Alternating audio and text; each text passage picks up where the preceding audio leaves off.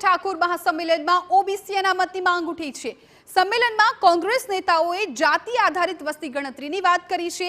સમાજ એક થાય તો મધપૂડો બને અને મધ જેવું અમૃત મળે તેવું શક્તિસિંહે કહ્યું। કેટલાક લોકો ભય જેવા હોય છે, ભમરા જેવા હોય છે જે કોઈની સાથે ન હોય। ભમરા જેવા લોકોની બચીને રહેવું, આવા લોકો સમાજને ડંખ મારી શકે છે। અમિત ચાવડાનું નામ લીધા વગર ભાજપના ઠાકોર નેતા પર પ્રહાર કર્યા છે।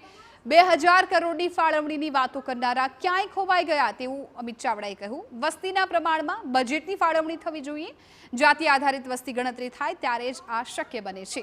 ઓબીસી સમાજને વસ્તીના ધોરણે બજેટ મળવું જોઈએ તેવું ગેનીબેને કહ્યું। મધમાખીની જેવું જે બીજું ઉડતું જોવા મળ્યો, ઘૂં ઘૂં ઘૂં ઘૂં ઘૂં કરીને ઉડે, આપણે ભમરો કહીએ, બરાબર ને? એ ભમરો કોઈ દિવસ બધાની ભેગો ન હોય। મધમાખી તો આટલી જ ઓળો મોટો આવડો મોટો હોય, પણ એ ઘૂં ઘૂં કરીને એકલો ઉડતો હોય ને, એ કોકને ડંખ મારી શકે, એમાંથી ક્યારેય મધ પેદા ના થાય।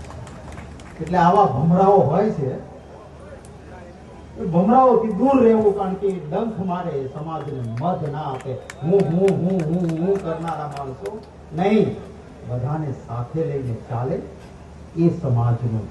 એમ કહેતા હતા કે હું સરકારમાં જઈશ એટલે કેટલા કરોડ થયા હતા? 2000 કરોડ રૂપિયા ફળવાઈશ।